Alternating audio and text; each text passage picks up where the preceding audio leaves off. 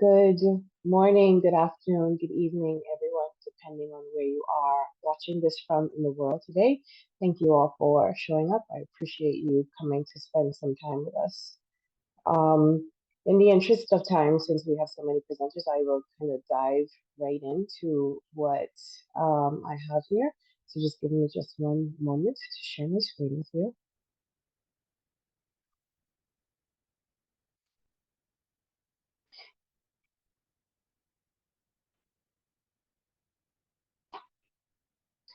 Can everybody see that, hopefully? Yep. Okay, great.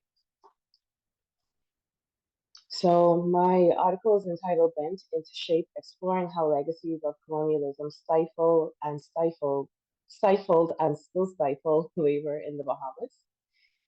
This article explores the internalization of coloniality in the Bahamas' labor movement and political sphere that led to the failure of decolonization to effect real change for the country's political economy and laboring masses. It argues that the political economic conditions, and in particular the state's approach to labor and industrial relations, shaped the political opportunity threat structure that led to the labor movement internalizing colonial structures. It furthers that independence achieved little tangible change in the colonial power to which the country and its people are subjected. Social movement theory is extensively discussed throughout this article as it is the theoretical lens employed to analyze the movement for national independence in the Bahamas from 1958 to 1973. The social movement theory concept of collective action frames relates to how social movements construct meaning for action. According to Benford and Snow, collective action frames may underscore and embellish the seriousness and injustice of a social condition or redefine as unjust and immoral what was once previously seen as unfortunate but perhaps tolerable. The national independence movement's frames made heavy use of language and grievances rooted in the Bahamian labor movement. Framing theory is used to analyze varied cultural interpretations, idioms, and symbols in the Bahamian context that were employed to express the issues of power, control, labor, identity, and culture that prompted and sustained the national independence movement. Additionally, it illuminates instances where the independence and labor movement leaders were responding to opportunities or threats and develops an understanding of the tactics and strategies utilized and why they were important to building the movement. In addition to social movement theory, coloniality literature and Black and Creole nationalism theories are operationalized throughout this article. Coloniality is understood as a logic of control operating before and during the independence movement, and Black and Creole nationalism as pushbacks against the logic of coloniality. Citizenship theories are also utilized to examine ideas about state citizenship relations and their underlying morals and effects, which influence the ideas of independence movements. These theories are used to explore the process of decolonization and the emergence, strategies, and frames of the Bahamian independence movement. The moment of decolonization in the Bahamas did not lead to the promised land for labor as expected because the independence and labor leaders did not envision the ongoing oppression of coloniality. Labor legislation in the Bahamas was co-authored by the Colonial Office and has largely remained intact after decolonization. This has left labor structures and institutions in the country entrenched in colonial customs and practices that continue to manifest as a labor system that operates within the coloniality framework. The economic woes experienced in the Bahamas during the 1960s, prior to independence, were exhibited through rising unemployment and stifling inflation. High unemployment was coupled with a sharp rise in the cost of living due to a previous influx of foreign investment into the colony. This combination of rampant joblessness and rising costs was even more severe on the out islands, forcing many to flee those islands and relocate to the capital of Nassau. This influx of unemployed from the out islands to Nassau only served to make finding employment even more difficult and exacerbated financial difficulties, especially for those in the most affected industries of tourism and construction. Simultaneously, recruitment numbers for the U.S. work scheme called the Project were down, meaning that a large contingent of low skilled workers were left in the colony with little job prospects. The project for many years had been an outlet for the excess of low and unskilled labor in the colony, but in the aftermath of the war, recruitment numbers declined. The affected families and the colony at large suffered as a result of having to forego the additional incomes the project typically injected into the community. The working class also had to contend with the ever present adverse racial relations of the colony, which placed the majority black population in an inferior position in comparison to the minority of white economic and political leaders and their oligarchic friends. The Bahamas had long endured social relations that marginalized the black population and imposed a system of segregation whereby only whites were allowed to ascend to positions of power, both economically and politically. Many labor disputes that occurred during this period occurred as a result of racial tensions that left Black Bahamians socially excluded from the power regime which controlled their conditions. The socio-political atmosphere was such that Black Bahamians, especially workers, had very little voice in their economic affairs of the colony, which only added to their despair during this particularly harsh period. For over 300 years, the majority Black population was subjected to the dominance of a ruling white majority that was backed by colonial powers, and the conditions in the colony had never been more tense. The UBP controlled government at the time attempted to downplay the seriousness of the circumstances to their own detriment because the working class was simultaneously being pursued by the PLP leaders on their hunt for independence. Early on, after their crushing political defeat at the polls in 1962, the PLP began to understand the need for them to forge an alliance with the labor movement in order to stir the masses to action. They realized that the working class was their greatest resource, and in order to have their full support by the next general election, they needed to support more labor focused causes. As a result, the PLP spent much of the 60s aligning themselves with Randall Fox and the labor movement by championing many of labor's issues before the House of Assembly, the governor, and the colonial secretary. They aptly recognized the opportunities that aligning with labor provided and sought to exploit those opportunities by campaigning furiously with labor-focused messages in the years leading up to the historic 1967 general elections that would dramatically change the trajectory of the independence movement. During the 1940s to the 1960s, the colonial office sought to maintain influence over the development of trade unionism and the labor movement as a form of social control in the aftermath of labor rebellions across the Caribbean and a general strike in the Bahamas in order to regulate their mode of operation. By working with the local white oligarchy led government to develop a state regulated system of industrial relations, the colonial office was able to confine the scope of union activities to economic demands and mitigate the attendant risk of conflicts assuming a nationalist dimension. Due to the labor movement's internalization of this colonial shaped system of industrial relations, workers' grievances were often unable to become linked to broader political demands. The labor movement's aims and goals were primarily framed to challenge issues within the system, but not to challenge the system itself, and they relied on repertoires of action learned within the colonial structure. It was not until the major umbrella union, the Bahamas Federation of Labor, formed a coalition with a local Black political party that labor's demands began to expand. This expansion, however, was heavily influenced by the political party's goals of decolonization and therefore limited to formal independence for the country, which was envisioned as perpetuating freedom from exploitation within the labor system. Independence, however, could never deliver on this promise because it would only be granted on terms approved by the colonial office, leading the political party to internalize many colonial practices, structures, and institutions for their post-independence visions. Thus, the legacies of colonialism and racial divisiveness continue to suppress the country's political economy and oppress the laboring masses. This article is critical, timely, and academically relevant in light of renewed interest in anti colonialism in the face of continued oppression and exploitation in post-colonial context.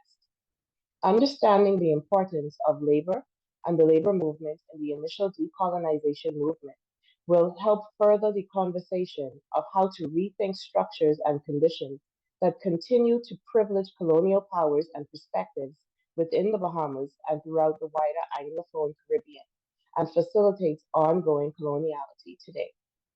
Thank you for your time and attention.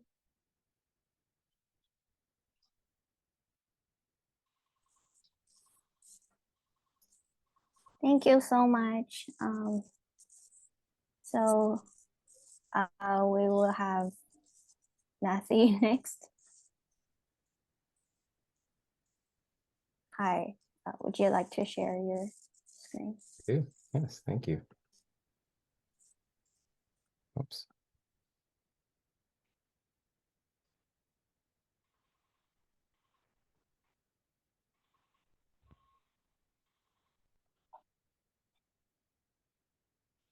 Okay. Can we see everything okay? Yes. Okay, perfect. Thank you.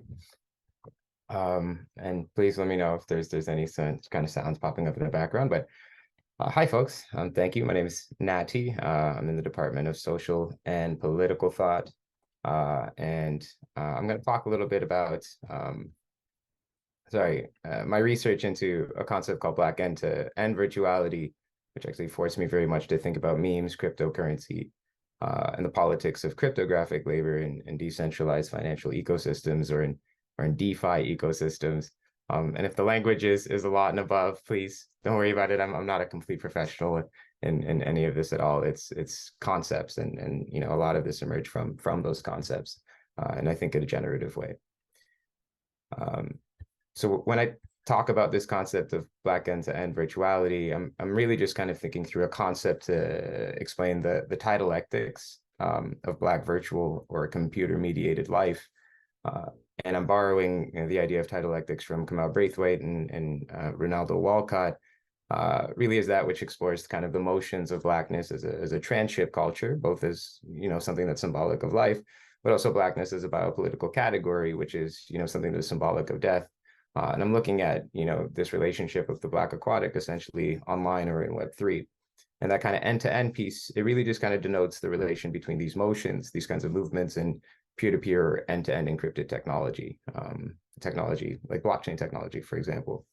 And when I'm looking at these movements, I'm actually looking at these movements between what Yasmin Ibrahim calls Black Death online, which, you know, constitutes pretty much one end of this kind of spectrum.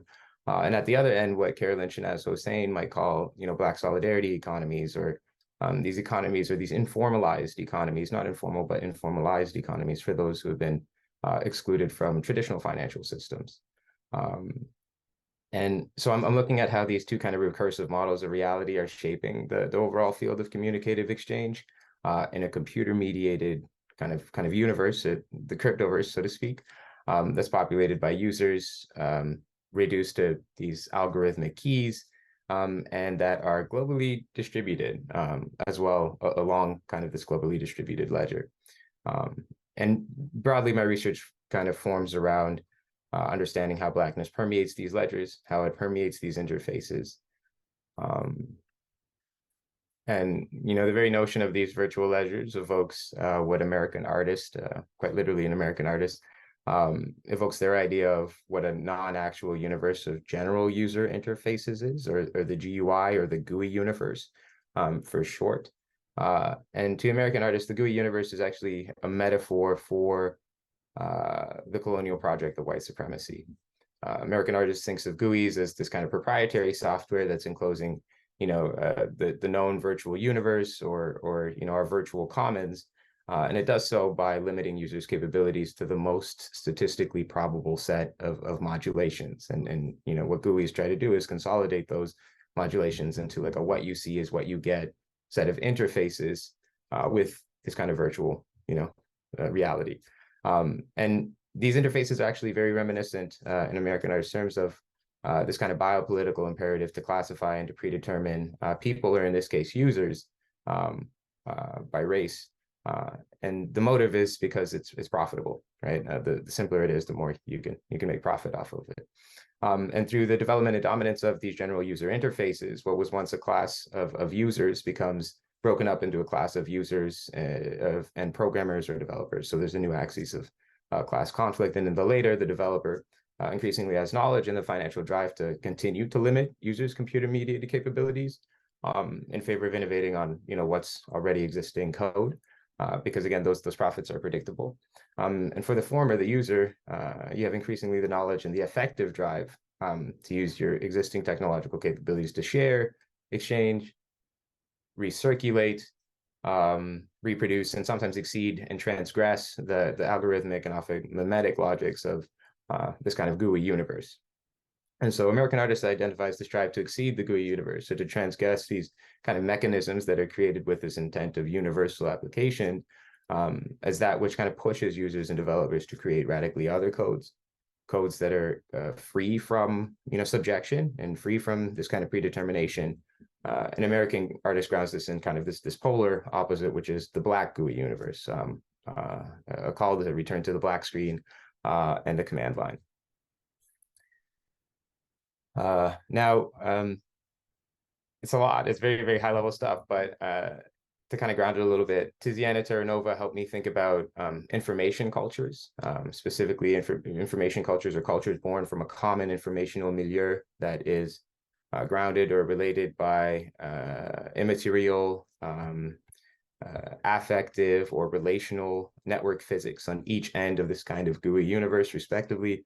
And an example of an information culture, in this context would be like a crypto meme, but outside of this could be like a TikTok trend. And, through these informational milieus, Terranova argues, you can see sites for the emergence of new political modes of engagement and turbulence and, enter memes. As memes capture units of popular culture that are kind of circulated and transformed by individual users to create a shared cultural experience, they actually become or potentially become these sites for humorous political expressions that potentially engender an alternative political discourse.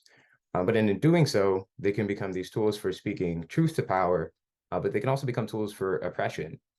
And in doing my research, I found that, some folks thought that the commodification of memes would mean their end, but cryptocurrencies like Dogecoin, which you can see at the bottom right corner, or Shiba Inu or Pepe on the bottom left, really prove otherwise, right? They're sitting at top of a meme token market with a market cap of $13.5 billion as of this month in October. And notably in these kind of decentralized financial ecosystems, race and blackness appear most often in racist, anti-Semitic, and violent meme tokens. And these tokens exist on almost every public blockchain. Very popular ones would be like, Ethereum, for example. And so my research really sought to identify how these tokens serve both as a political and economic investment into the projects of Black conquest, into white supremacy, both literally and kind of symbolically. And I'm thinking along the lines of like, okay, I'm going to be buying into quite literally, anti-Asian hate this week, or I'm going to be investing in Black death very, very broadly or symbolically again. So my work took me to this idea of recommodifying Blackness, which is, and I'll step back for a moment, right? Mackenzie Work has this article around information wants to be free, but it's everywhere in chains. And it looks at, the owners of the means of making digital artifacts and the folks who are actually making these digital artifacts to describe the third nature of capitalist development as something that tends to mimic second nature, which is this drive to escape first nature's production of an environment of necessity. And it does so in more abstract and pervasive ways, right? So for work, each stage of extraction produces a new axis of class conflict, which in turn produces a new kind of labor. And in the third axis, we're seeing a kind of immaterial labor that's forming, this labor of abstracting information into a commodity, or in the case of cryptocurrency, a security. In the first stage, we saw kind of this transition from the peasantry to a laboring class, from land into property. In the second stage, we saw the transition of the human into, a subhuman form, and the subhuman form into property, the human almost into an object. And so in this third stage, work is arguing pretty much that we're, and you know, applied to the realm of cryptocurrency, we're seeing the metadata of the human and of the subhuman form being converted into property. And so in DeFi, developers are pretty much charged with converting the metadata of life and the living into these informational commodities for profit.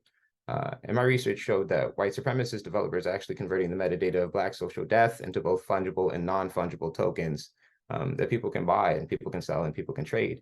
And in that way are kind of recommodifying Blackness. And, you know, very real fungible tokens, some that exist on most public blockchains are, you know, straight up that like the N-word token.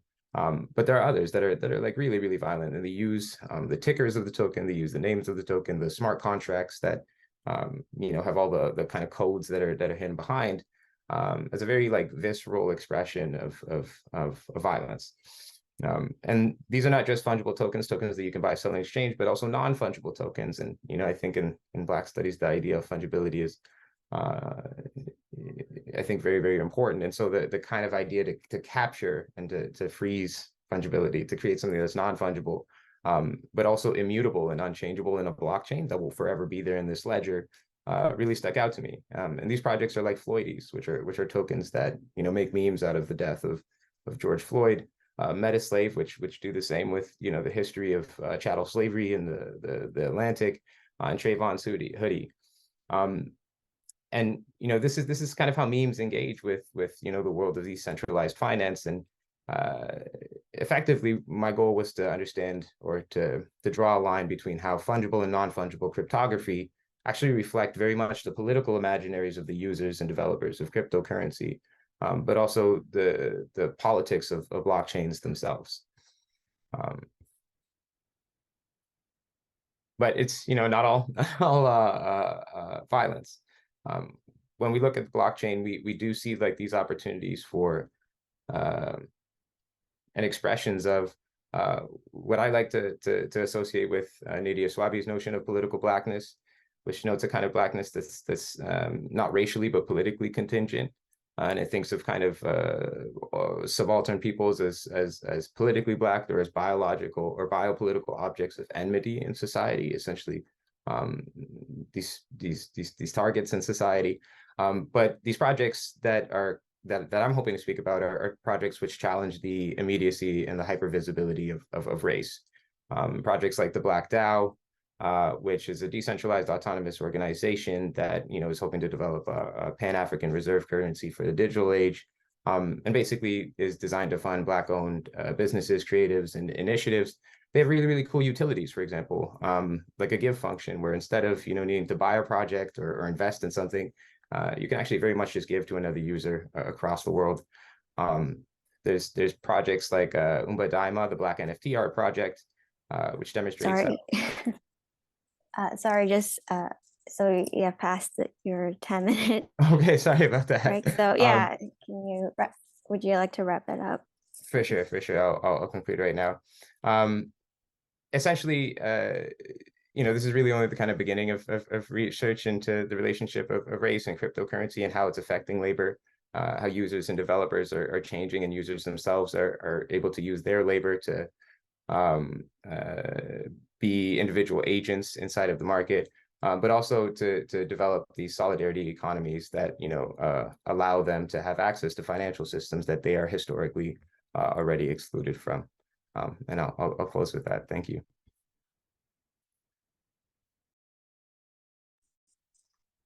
Thank you so much. Next, we have Chante. Thank you so much. I'll be sharing my slides. Just one moment. Can everyone see everything? Yep, thanks. Okay. Yep. So good morning to everyone, to my fellow panelists and everyone attending today's symposium. My name is Chante Barnwell. I'm a full-time PhD student in Socio-Legal Studies program here at York University. And I'm very happy to be presenting today at the 2023 GLRC Graduate Student Symposium. My presentation, entitled Hate Symbols, Workplace Culture, and Incidents of Anti-Black Racism in Toronto's Construction Industry, is based on a final research paper I wrote in one of my social legal studies PhD programs in 2020 courses, I should say, in 2022. So I'll start my presentation with a brief review of the historical context of anti-Black racism, differentiate between hate crime and hate incidences, and then unpack a hateful incident that took place at the location of Michael Garrison Hospital construction site in the East End of Toronto in 2020. So, it has been widely argued that the long-standing effects of anti-Black racism in Canada are continuously veiled beneath the narrative of policies of multiculturalism. This veiling is connected to what scholars Barrington Walker defines as selective rendering of Black Canadian histories, which were not immune to the colonial origins of enslavement, followed by servitude, legislated segregation, and racial exclusion. This selectivity has contributed to the ongoing fragmentation of the rights revolution for Black communities in Canada. As scholar Catherine Hogarth and Wendy L. Fletcher observe, anti-Black racism and discrimination is linked to the enslavement of Black peoples in colonial Canada, which was actively practiced between 1628 and the early 1800s. Moreover, legislated institutional segregation, which largely affected Black communities, formed a part of the Canadian society until 1964. The illustration shown in the slide is sourced from the 2021 Toronto Police Services Hate Crime Statistical Report, and it stands as an example of the way the Toronto Police Services differentiate between a hate crime and a hate incident when investigating reports received by the public. Therefore, the Ontario Hate Crime Community Working Group, appointed by the Attorney General and the Ministry of Community Safety and Correctional Services, define hate crime to mean any criminal offense committed against a person or property that is motivated in whole or in part by bias or prejudice based on real or perceived human right grounds. However, the group also notes there's a differentiation between this and a hate incident, which means any act or admission that expresses bias, prejudice, bigotry, or contempt towards a vulnerable or disadvantaged community, or its members identified as such on the basis of characteristics protected by the Canadian Human Rights Act and other codes that does not reach the threshold of criminal offense, which means a non-criminal act of hatred. Now I will discuss the case at the center of my presentation.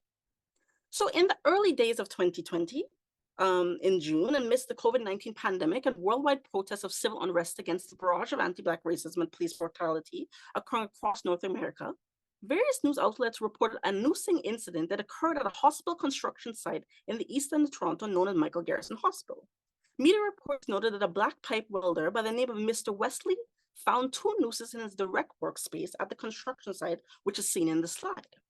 The perpetrator in the Michael Garrison Hospital case, a site redevelopment project, used standard yellow rope found in a hardware store to create the hate symbol and placed it on Mr. Wellesley's lift equipment and over a nearby equipment cupboard. The media reported that Mr. Wellesley had worked in the construction industry for 13 plus years and had experienced microaggression and racism on various occasions, but expressed that he learned to stay silent on the advances of his colleagues. It's important to consider that the construction site where this incident took place had been secured by an entry code and further monitored by 24-hour surveillance, which demonstrates the brazenness of the perpetuation of these incidents. Mr. Wellesley reported that the hateful actions to the construction company in charge of the construction site, which is known as Ellis Dawn, and they launched their own internal investigation alongside Toronto Police. Since the initial noosing incident, the noosing, which happened in 2020, as I earlier stated, a total of 8 nooses were found at 4 different construction sites in Toronto. So the hangman noose as a hate symbol. Orala and Anje noted that the noose is not merely embellic of the transatlantic slave trade, but for Black peoples, it is an polythetic insignia of suffering, the signature of the historical dehumanization. For the so-called supremacists, the noose represents an affirmation of racial superiority. And although the act of lynching or the case of Black persons being lynched in Canada has not found itself in Canadian case law, leading to different social and historical contexts in the United States, particularly in the Jim Crow era in the American South, the noose has a symbol of hate and psychological violence moved across the border and has been perpetuated in Canada on many occasions. And as scholar Sarah Jane Matthew noted, historically, in the years leading up to World War II, white Canadians repeatedly presented the idea of lynching as an inevitable way of placing Black bodies in Canada. Industry response. So when the noosing took place, as seen in the slide, I should say, Ellis Dawn's president and CEO, Geoff Smith, expressed pure disdain for the culprits at the hands of this noosing incident. He stated the following: "I'm appalled and outraged at the hateful and racist actions that took place at one of our construction sites.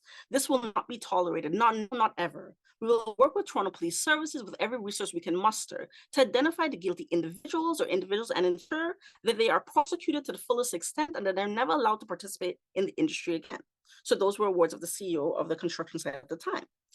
Following this, unionized healthcare employers from the hospital where the incident took place staged anti-racist protests after the hate crime incident, anti-racism protests after the hate crime incident, so protests against such things.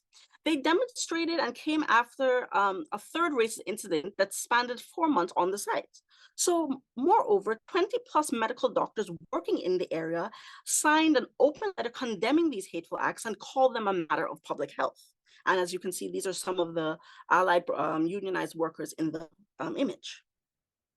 So there was, in the aftermath of these cases, the Toronto Area Police Division combined forces with their specialized hate crime unit to address the incidences across the city. Their investigation resulted in a 34-year-old construction worker being charged with mischief to property over $5,000 and 3 counts of criminal harassment. The arrest was part of the hate-motivated mischief and criminal harassment investigation by the Toronto Police. The accused was scheduled to appear at College Park courts in downtown Toronto about 6 months later after the year as seen in the slide. But in a shocking turn of events, the accused died in a single vehicle car accident in March of 2021. So after the incident, the media noted that Mr. Wellesley, the victim at the center of this hate noosing, the pipe welder, felt a sense of frustration at the lack of transparency in the way the racism being addressed in the workplace industry, particularly in the construction industry. As a result, Mr. Wellesley became a target of criticism from other construction colleagues who did not align with his sentiments of reporting such incidents and who felt that the noosing incident was considered to be a joke and that other Black workers at the construction site had blown it out of proportion. So alongside official state-based forms of intervention and rhetoric, key documents were drafted or amended to address the systematic issues of racism and discrimination with a distinct focus on anti-Black racism. 2 such documents are seen in the slide. For example, over 30 companies, unions, and organizations affiliated with the construction industry joined with the City of Toronto to endorse the creation of the Toronto Declaration of Inclusive Workplaces and Communities. In addition, a union body in the industry, known as Carpenters Local 27, also brought forward and signed the Charter of Inclusive Workplaces and Communities as part of a multi-union effort to create safe and respectful workplaces. So when it comes to discrimination and racism experienced by the Black community, and more specifically Black workers, various troubling statistics emerge. In a report produced by Lauren Foster et al. Through the Institute of Social Research at York University in partnership with the Canadian Race Relations Foundation, it noted that 96% of Black Canadians believe racism is a problem, with nearly 80% viewing racism in the workplace as a serious or very serious problem. Clearly, the existing data on anti-Black racism in the workplace support the further inquiry of incidences of hate crime or hate targeting Black workers, particularly in the construction industry. And as scholar Barrington Walker contends, Black inequalities stubbornly persist in Canadian society. Even the more substantive legal freedoms and citizens' rights exist alongside pervasive systematic barriers to full citizenship and equality. Therefore, Black people continue to live in the shadow of slavery, and the rights revolution continues. Thank you very much for listening to my presentation. Thank you so much. So we have Daniela next. Thank you. Hi. Can I share screen? Yeah.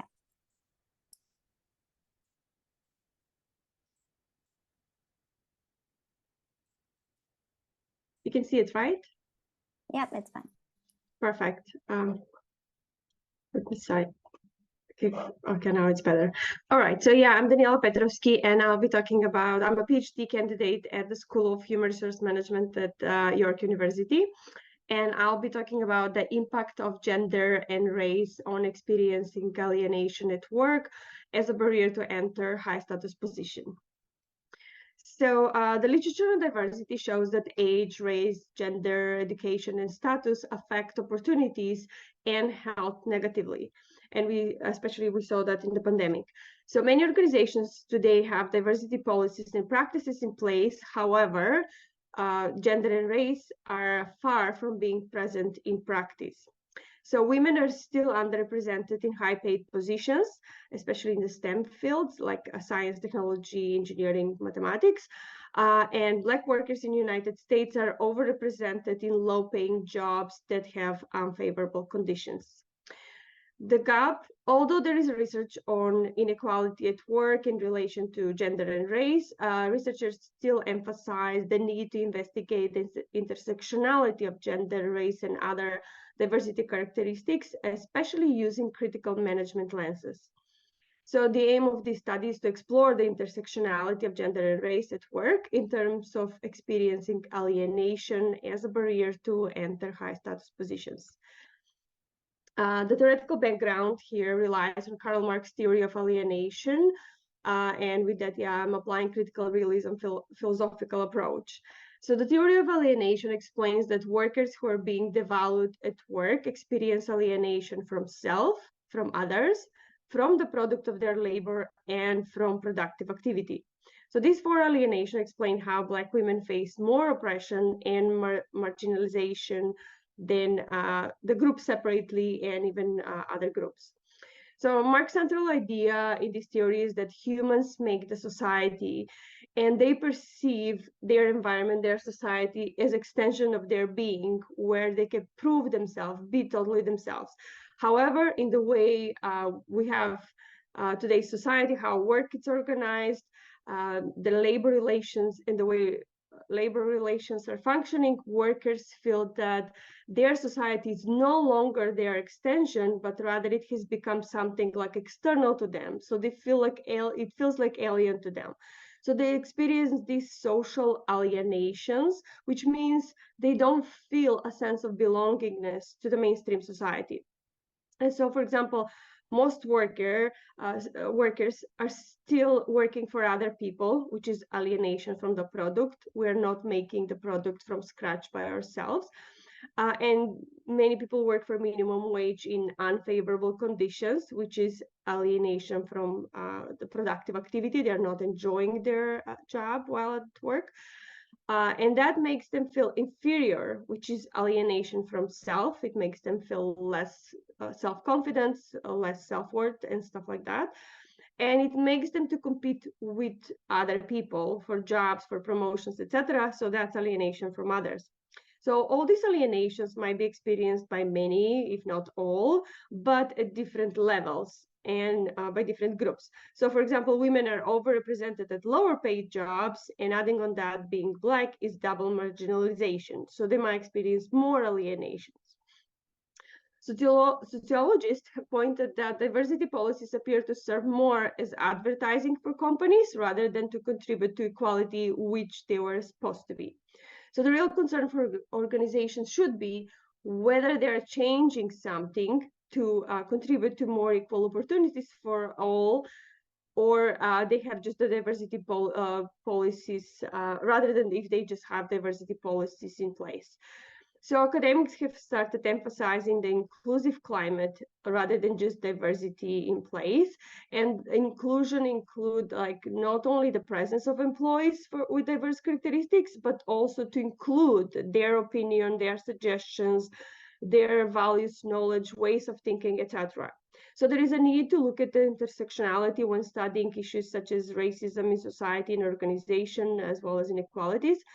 And intersectionality explains how various forms of inequalities and diversity characteristics such as race, gender, and other are interrelated in the social context. So studying the experiences so I want to add a little more here that about intersectionality. And so these are marginalized, historically marginalized groups that have already experienced inequalities. And then adding on that, since this is perpetuated workplaces, it kind of prevents them to go further. One thing they develop this like sometimes hopelessness, sometimes low self-esteem, low self-confidence, and kind of people even stop trying going further. Second is they experience, like it's called glass ceiling for women, for example, to go further when one thing they don't see role models. Second, they are not appreciated for their skills such as nurturing and other skills that are considered more feminine, and yet they're necessary at workplaces today. So the way forward, it's like studying the experiences of diverse populations at work and considering their answers in making the workplace more inclusive. So I'm implying that qualitative studies can help us in this creating inclusive culture by actually asking these diverse populations what can make the work a better place and more inclusive for them. and also bringing awareness and knowledge at workplaces and institutions about unconscious discriminatory reactions, such as microaggressions, for example, and then find ways to change them, and with that contribute to more inclusive organizations. HR departments need to have policies and practices advocating for understanding and inclusion of people's different thinking and abilities, which usually come from diversity groups.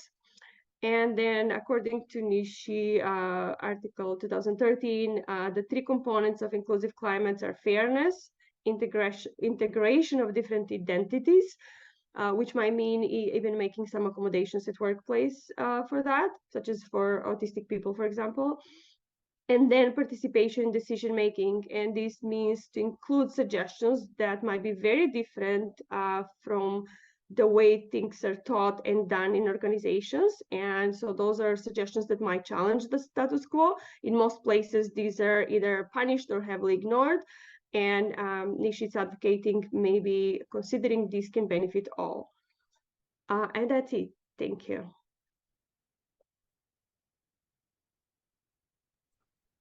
Thank you so much. I would just like to check if we have Frank from University of Lapland in the audience. Nuanced racial microaggressions in the scaled Finnish labor market, and the focus is really on the minorities and how they're experiencing racial microaggressions when they're accessing the scaled labor market. And when we talk about skilled labor market, we are really talking about those that have some expertise and some professional background and that can actually go into the labor market and work. And they've probably had a prior experience working before migrating to the new country. And in this case, we are talking about Finland. So before migrating to Finland. And what we find about, my study finds is that it's not just a matter of being the first in the queue or being or outshining your competitors in a panel interview, but there are quite a number of other elements which are what I want to profile as these racial microaggressions, whether they are before or when one joins an institution. The research questions that I've been looking at in the Finnish context are: to what extent is the Finnish labor market deliberately excluding professional African immigrants in the hiring process? And on this, I'm pretty specific on this category of persons of color. And also, if there is sufficient evidence of action by the Finnish authorities to address the societal and social injustices and racial discrimination in the hiring process. And there's quite a lot of discourse and discussions around the hiring processes in Finland and the policy to that extent, and also the discussions around how to make it equitable and fair for everyone. So at policy level, we have policy already introduced, but in the practical sense of the word, you find that there are still certain structural and systemic barriers that then make it difficult for the minorities, so people of color and refugees, to access the labor market. And so we conducted a study with 4 professional immigrants of African origin who had worked in Africa for at least a decade, who had work experience, who had received merit and awards, and who, if they applied for new positions, were able to actually acquire them in their home countries and in other countries outside of Finland. And some of the things that we found through this study was that when they made the applications, the 4 applicants, they actually were shortlisted. So on average, out of 30 positions that they applied for, they all were shortlisted for between 10 and 15 roles. So there are those professionals that almost 1 in every 2 or 3 applications that they submit, they are almost shortlisted because of their professional profile. But then they experience racial microaggressions, and those are the things that I want to look at by using ethnography, so something that I also relate with, but using the power flower concept. And from the power floor, we are just focusing on the race and how that is affecting them, and ethnicity and how that affects them, and other elements like their immigration status and education as well. And we realize for people who are already disadvantaged, some of these do not add to empowering them or to giving them advantages. For someone who is racially advantaged, for example, having education, better education, gives them that potential to get positions pretty fast. But for people of color or refugees or marginalized people, even with good education, it does not guarantee that you will actually secure the positions that you are eligible for. And the same would apply to such items as religion. Those who were affiliated to the Muslim faith and were also racially black or something were not given near fair treatment compared to those who were affiliated to religions that they were either Christian or Orthodox. And so again, race played also a card that if your race was coming from the marginalized groups, then there was a lower chance of getting considered for some of these positions. And more into the racial microaggressions that I wanted to focus on in this presentation is we have themes like those of aliens or outsiders that we found out being used a lot when they were being interviewed. Like they were often asked, where are you from a lot? And of course, everybody else could be asked that. But from that, it's also narrowed down to nationalities and also trying to profile those nationalities with certain habits. So, oh, you come from this country. You know, we have an African colleague who is from this country, and people from this country are known for certain things. And those elements of microaggressions sort of are being emerging on the people without, or people of color compared to their counterparts. And then the ascription of intelligence, that people from certain countries are considered good, and so others are looked at with some curiosity. And of course, this, when we are also looking at interviews from across the world, some of them are also normal and they do come up. But in Finland, there is a lot of, you know, your country is known for certain things or stereotype along certain lines. And usually they're on the sporting field if it's someone of color or if it's an African. And so that basically shows that they align African with the sports and less with these intellectual or intellectually requiring roles. And then the color blindness, that there's only one race, and that's a term that is used a lot, that there's only one race, the human race, to make people feel okay.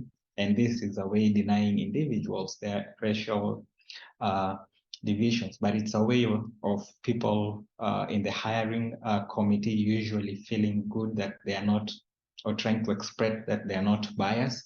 But even with all that, there is not enough evidence to show that the people that they actually hire in the places where they were having Black applicants that were actually better or comparable, because we do not have a way to always have a post-evaluation for applications. And then the group photo projection, we find a lot of having people of color or minority, like a refugee, in group photos. They are more projected just to show that they are diverse and that they are international and that they are all inclusive. But then in reality, those could actually be some of the junior staff or not necessarily having those skilled level of expertise. So they serve the purpose of coloring the team. And then meritocracy statements, like, you know, every applicant having an equal chance and can succeed to get the job if, so the use of the if here brings in the element of if they work hard enough in the interview. And that is noted a lot in Finnish whenever Black people and the minorities are interviewed, that they're having the ifs clauses as a way also of ensuring their decisions subsequently. And then the stereotyping statements are so common that they start by saying, I don't mean to offend you, but, or they would allude to or make a statement like, I hope that you do not take this the wrong way. And they would follow it with something offensive, and this would be in the interviews. Or they would ask things like, do you know how to operate an equipment? Like, as a Black person, you're not expected to know some of those things. And then if you've ever seen certain things that close. And of course, some of these are statements that can also come up from other areas, but we noted them a lot in the Finnish hiring process. Dark humor is used as a camouflage. And of course, networking is quite a barrier. Networking is used that who do you know? And that influences a lot of how decisions are taken. And so I'll keep it brief for now because I have 1 minute, but thank you for listening in.